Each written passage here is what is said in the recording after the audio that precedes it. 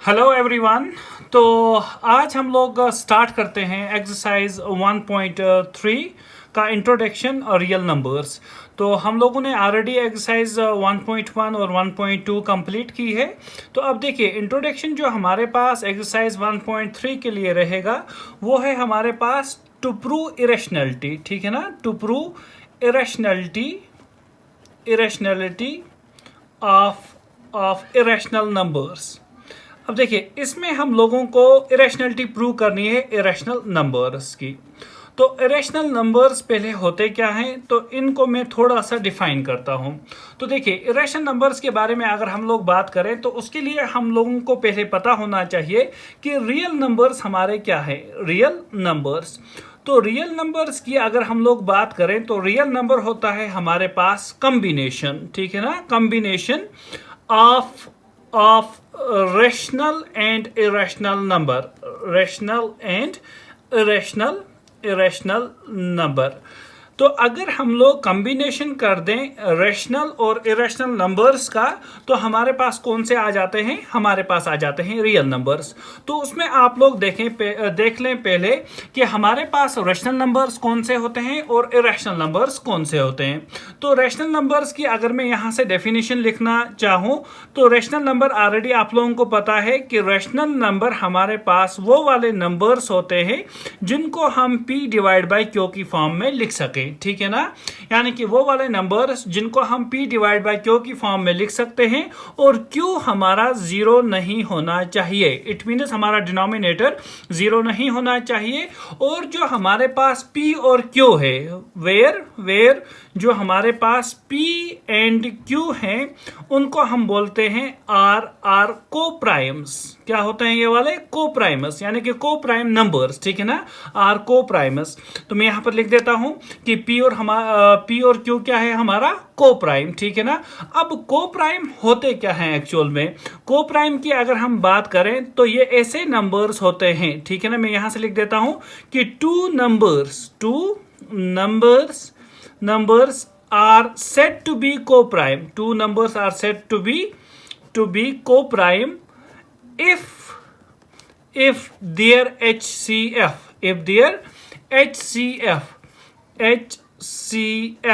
is 1। यानी कि दो नंबर्स को हम लोग को प्राइम बता सकते हैं जब उनका HCF क्या होगा, 1। ठीक है ना, यानी कि हाईएस्ट कॉमन फैक्टर होना चाहिए 1। अब देखिए सपोज मैंने एक नंबर यहां से लिख दिया, मेरे पास एक नंबर है, मैंने लिख दिया यहां से 2 डिवाइडेड बाई 3। ठीक है ना, तो 2 डिवाइड बाई 3 की अगर हम लोग बात करें तो हमारे पास 2 और 3, यानी कि अगर इनका हाईएस्ट कॉमन फैक्टर देखें तो वो हमारे पास क्या है, 1। तो हम बता सकते हैं कि 2/3 हमारा रैशनल नंबर है। कौन सा नंबर है, रैशनल नंबर। ठीक है ना, रैशनल नंबर हमारा है 2/3।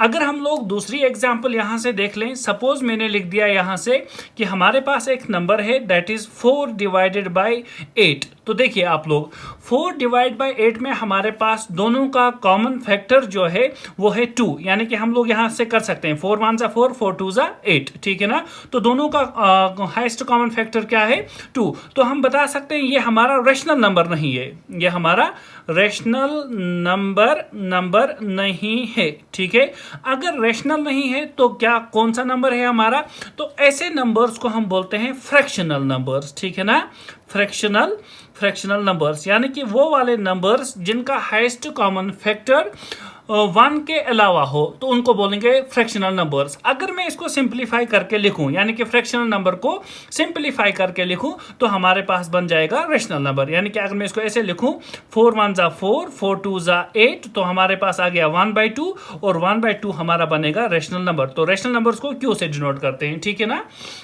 तो अब आप लोगों को पता चल गया कि हमारे पास फ्रैक्शनल नंबर क्या है और रैशनल नंबर क्या है। तो अब हम लोग क्या करेंगे, देखिए ये हमारे पास आ गए रैशनल नंबर्स, यानी कि वो वाले नंबर्स जिनको हम p बाई क्यू की फॉर्म में लिख सकते हैं।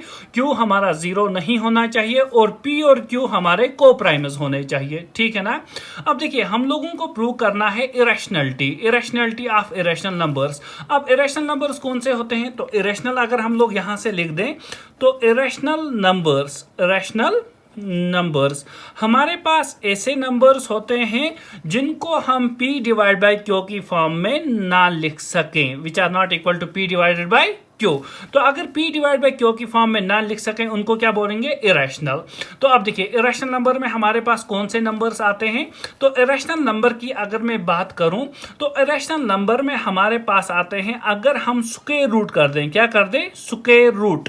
किनका, अगर हम स्क्वायर रूट कर दें प्राइम नंबर्स का, किनका, प्राइम नंबर्स का, तो वो क्या बन जाते हैं, वो हमारे पास बन जाते हैं इरेशनल। क्या बन जाते हैं, इरेशनल। तो हमारे पास प्राइम नंबर्स कौन से होते हैं, प्राइम नंबर्स हमारे पास है 2, हमारे पास है 3, हमारे पास है 5, हमारे पास है 7, हमारे पास है 11, हमारे पास है 13। तो अगर मैं इनका स्क्वायर रूट कर दूं तो हमारे पास जो रिजल्ट आएगा वो होगा इरेशनल। ठीक है, अगर ऐसे समझ में आप लोगों को नहीं आया तो मैं एक और मेथड से आप लोगों को यहां से समझाता हूं। तो हम लोग कुछ इस तरह से कर सकते हैं कि अगर हम लोग रियल नंबर्स को लिखना चाहें, किनको, रियल नंबर्स को, तो रियल नंबर्स को हम ऐसे भी लिख सकते हैं। मैंने बताया ऊपर combination of rational and irrational. यहां तो हम बता सकते हैं कि हमारे पास कॉम्बिनेशन होता है दो नंबर्स का, यानी वो नंबर्स कौन से हैं, एक तो आएगा विथ डेसिमल, एक आया हमारे पास विथ डेसिमल, और दूसरा आया हमारे पास विदाउट डेसिमल। कौन सा, विदाउट डेसिमल। अब हमारे पास टोटल में रियल नंबर्स इतने ही होते हैं, या तो जिनके साथ डेसिमल होगा और दूसरा है जिनके साथ डेसिमल नहीं होगा। तो जिनके साथ डेसिमल नहीं होता उनको हम बोलते हैं इंटीजर्स। ठीक है ना, उनको हम बोलते हैं इंटीजर्स। अब इंटीजर्स हमारे कौन से नंबर्स हुए, तो देखिए इंटीजर्स को मैं ऐसे लिख सकता हूं कि हमारे पास है 0, 1, 2 सो ऑन ये वाला, और -1, -2, -3 सो ऑन ये वाले। ठीक है ना, तो ये हमारे आगे इंटीजर्स। अगर इंटीजर्स में हम लोग यहां से ले लें 1 से तो ये बन जाएंगे नेचुरल नंबर्स, अगर 0 इंक्लूड कर देंगे तो ये हमारे बन जाएंगे होल नंबर्स, और अगर पूरे ले लेंगे तो हमारे पास आ गए इंटीजर्स। और विद डेसिमल में हमारे पास नंबर्स इस तरह के होते हैं, एक तो होता है हमारे पास, यानी कि डेसिमल में हमारे पास 3 टाइप्स के नंबर्स होते हैं। तो एक आप लोग ऐसे समझ सकते हैं, सपोज आप लोगों ने डेसिमल लिखा 1.25, तो वो वाले नंबर्स जो डेसिमल के बाद टर्मिनेट होते हैं, यानी कि एंड होते हैं, उनको बोलते हैं टर्मिनेटिंग डेसिमल्स। उनको क्या बोलेंगे, टर्मिनेटिंग डेसिमल्स। और दूसरा है हमारे पास, सपोज मैंने लिखा 1.3333 सो ऑन। ठीक है ना, तो इनको बोलते हैं यहां से हम लोग नॉन टर्मिनेटिंग रिपीटिंग। क्या बोलेंगे, नॉन टर्मिनेटिंग रिपीटिंग। ठीक है ना, इनको बोलते हैं नॉन टर्मिनेटिंग रिपीटिंग नंबर्स। तो ये दूसरा हो गया हमारे पास। तीसरा है हमारे पास, सपोज आप लोगों के पास आया इस तरह से, तो यहां से आ गया हमारे पास नॉन टर्मिनेटिंग रिपीटिंग नंबर्स। तो यहां से तीसरा जो हमारे पास नंबर आया, सपोज मैंने लिखा ऐसे 1.01 001 000 4 टाइम्स 0 1 सो ऑन। तो यहां से अगर हम लोग देखें तो यहां पर हमारे पास क्या है, यहां पर जो नंबर्स है हमारे पास ना तो रिपीट हो रहे हैं ना तो टर्मिनेट हो रहे हैं, तो इनको बोलते हैं नॉन रिपीटिंग। ठीक है ना, नॉन टर्मिनेटिंग। तो ये हमारे पास कुछ नंबर्स है। तो अब देखिए डेसिमल्स में हमारे पास या तो टर्मिनेट होते होंगे या तो क्या होंगे, नॉन टर्मिनेटिंग और रिपीटिंग। ठीक है ना, तो इसमें हमारा 3 रिपीट हो रहा था, या आप लोगों ने अगर ऐसे लिखा 1.12 और मैंने ऊपर से बार लगा दिया, इट मीन्स 1 2 हमारा रिपीट हो रहा है। तो ऐसे नंबर्स को बोलते हैं नॉन टर्मिनेटिंग रिपीटिंग नंबर्स। और तीसरा है हमारे पास non terminating non repeating numbers. तो अब देखिए इनमें अगर आप लोगों को बताना है इरेशनल नंबर्स कौन से हैं, तो इंटीजर्स हमारे जितने भी हैं वो सारे हो गए रेशनल। ठीक है, रेशनल मैंने क्यों लिख दिया, ये सारे हैं रेशनल। टर्मिनेटिंग नंबर्स जितने भी हमारे हैं वो सारे हैं रेशनल, और नॉन टर्मिनेटिंग रिपीटिंग नंबर्स जितने भी हैं वो हो गए रेशनल। ठीक है ना, यानी कि यहां से मैं रेड मार्क कर देता हूं, ये भी हमारे रेशनल, ये भी हमारे रेशनल, ये भी हमारे पास रेशनल।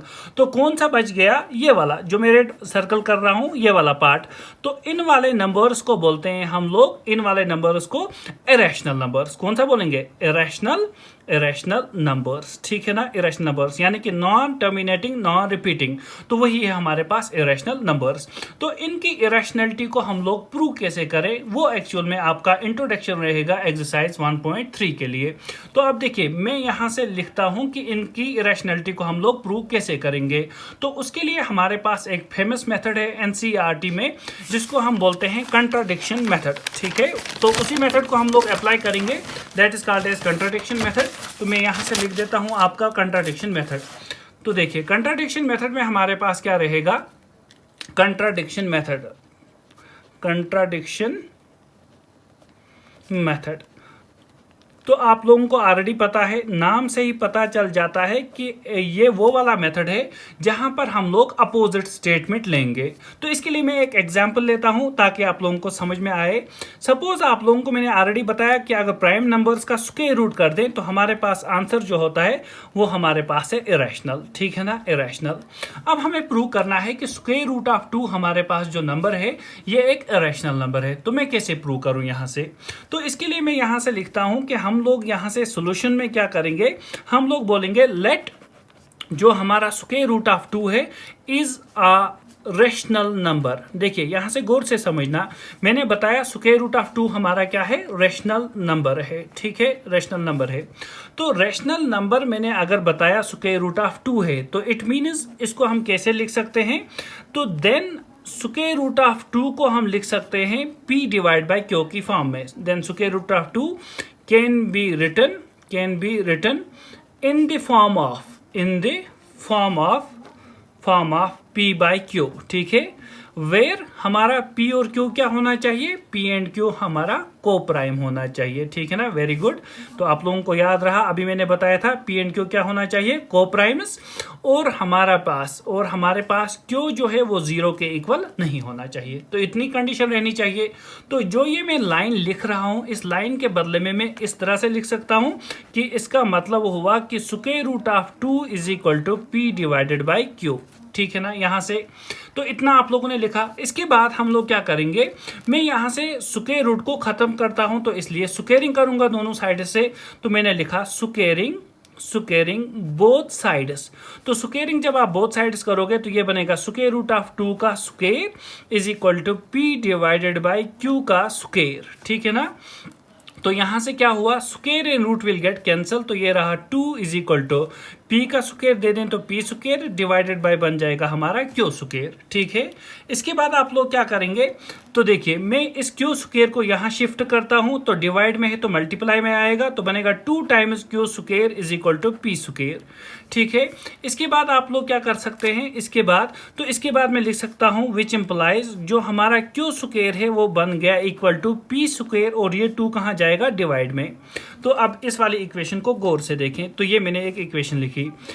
इस वाली इक्वेशन के आगे जो हम लोग कर रहे हैं, तो इसके लिए आप लोगों को एक थ्योरम पता होनी चाहिए। तो आपकी बुक में एक थ्योरम लिखी है कि अगर हमारे पास कोई भी इंटीजर है, ठीक है ना, और उसको कोई नंबर डिवाइड कर रहा है, यानी कि वहां पर लिखा है if p square is divided bye a, then p is also divided by a, ठीक है ना, डिवाइडेड बाय a।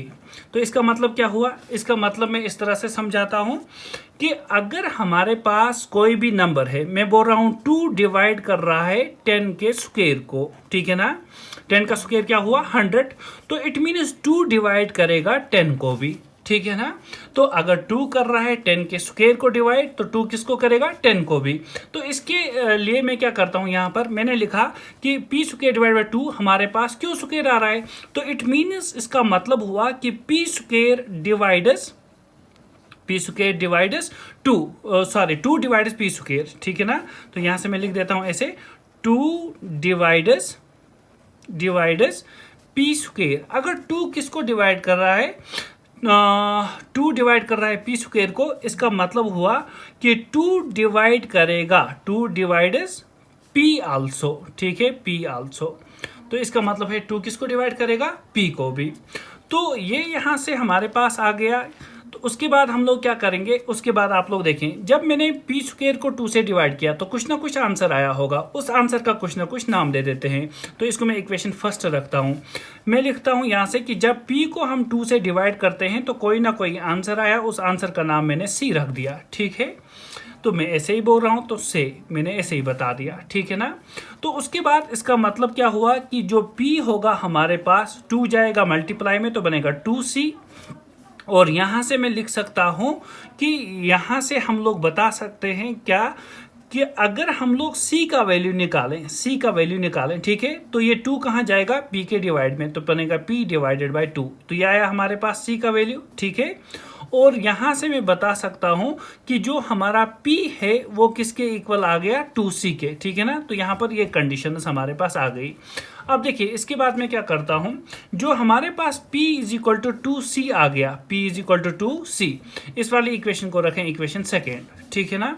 अब आप लोग इस वाली इक्वेशन को यहाँ पर सब्स्टिट्यूट कर दें। तो मैं क्या करता हूँ, मैं लिखता हूँ यूजिंग सेकेंड इन फर्स्ट। तो फर्स्ट में यूज करें तो क्या आ जाएगा हमारे पास है q square is equal to p की जगह क्या लिखेंगे आप लोग 2c और इसका होल स्क्वायर डिवाइडेड बाय 2।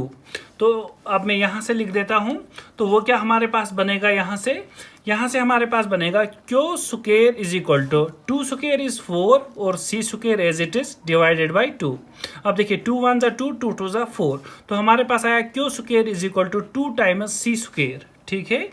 और इसके बदले में ऐसे लिख सकता हूं कि क्यू स्क्वायर, ये 2 मैंने शिफ्ट किया तो डिवाइड में आया, is equal to c square. अब देखिए इसी तरह से कुछ कंडीशन यहाँ पर थी, p स्क्वायर के डिवाइड में 2 आया था और q स्क्वायर के डिवाइड में भी 2 आया। तो मैं लिख सकता हूं कि q square is divided by 2, या आप ऐसे लिख सकते हैं कि 2 डिवाइड्स q स्क्वायर। इसका मतलब क्या हुआ, इसका मतलब हुआ कि q is also divided by 2, q is also divided by 2, ठीक है ना। q स्क्वायर को अगर डिवाइड 2 कर रहा है तो वो q को भी डिवाइड करेगा। तो इसका मतलब क्या हुआ, इसका मतलब हुआ यहाँ से कि हमारे पास जो 2 है, ठीक है ना, वो q का भी फैक्टर है और p का भी फैक्टर है। तो मैं लिख सकता हूँ therefore 2 is common factor of p and q। अगर 2 हमारा कॉमन फैक्टर है p का भी और q का भी, लेकिन हम लोग ऊपर लिख रहे हैं कि हमारे पास अगर स्क्वायर रूट ऑफ 2 रेशनल है तो p और q क्या होने चाहिए, को प्राइम्स, तो HCF होना चाहिए 1। लेकिन नीचे हम लोग दिखा रहे हैं कि 2 इनका कॉमन फैक्टर है। तो जो हम लोग ऊपर से एजम्पशन कर रहे हैं वो एजम्पशन हमारी क्या है, वो एजम्पशन हमारी रॉन्ग है, ठीक है। तो मैं लिख सकता हूँ विच इम्प्लाइज आवर assumption, ठीक है ना, आवर assumption is wrong। तो हमारी assumption अगर wrong है तो इसका मतलब क्या हुआ, which implies जो हम लोग बोल रहे हैं स्क्वायर रूट ऑफ 2 है रैशनल, तो वो गलत है। इसका मतलब स्क्वायर रूट ऑफ 2 क्या है हमारा, इज इरेशनल, ठीक है, इज इरेशनल नंबर। तो आई होप आप लोगों को समझ में आया होगा कि हम लोग क्या करने वाले हैं जब भी हम लोग प्रूव करेंगे कि रैशनल नंबर्स कौन से होते हैं और इरेशनल नंबर्स कौन से होते हैं। और इरेशनलिटी को प्रूव करने के लिए हम लोग किसका यूज करेंगे, कंट्राडिक्शन मेथड का। और उसके बाद हमारे पास क्या आता है, इसके बाद हमारे पास आ जाएगा इस तरह से और एक चीज हम लोग कर सकते हैं कि अगर आप लोगों को इरेशनल नंबर्स दिखाने हैं तो आप लोग ऐसा कर सकते हैं। देखिए हमारे पास 2 ही नंबर है, या तो हमारे पास है रैशनल, अगर रियल नंबर्स की बात करें तो या तो हमारे पास है रैशनल या तो हमारे पास है इरेशनल, ठीक है ना। ये 2 नंबर्स हैं हमारे पास। तो अगर मैं रैशनल नंबर को प्लस करूं इरेशनल नंबर, ठीक है, तो आंसर आता है इरेशनल। आंसर क्या आएगा, आंसर आएगा इरेशनल, ठीक है। अगर रैशनल नंबर को माइनस करेंगे इरेशनल तो आंसर आएगा इरेशनल। अगर हम लोग रैशनल नंबर को मल्टीप्लाई करेंगे इरेशनल तो आंसर आता है इरेशनल। अगर हम रैशनल नंबर को डिवाइड करेंगे इरेशनल तो हमारे पास आंसर आएगा इरेशनल। इट मीन्स अगर हम कोई भी अलजेब्रिक ऑपरेटर यूज करते हैं रैशनल और इरेशनल नंबर के दरमियान में तो हर हमेशा आपके पास जो रिजल्ट आएगा वो क्या होगा, वो होगा इरेशनल, ठीक है। ये आप लोग याद रखना क्योंकि हम लोग इसको यूज करेंगे जब हम लोग क्वेश्चन सॉल्व करेंगे एक्सरसाइज 1.3 के। तो आई होप आप लोगों को समझ में आया होगा।